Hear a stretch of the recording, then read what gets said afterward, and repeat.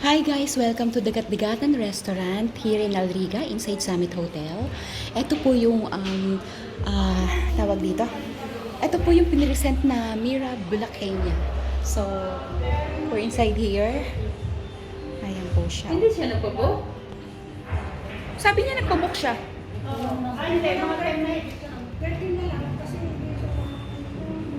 So, ayan. Wala daw booking si Tita Rose.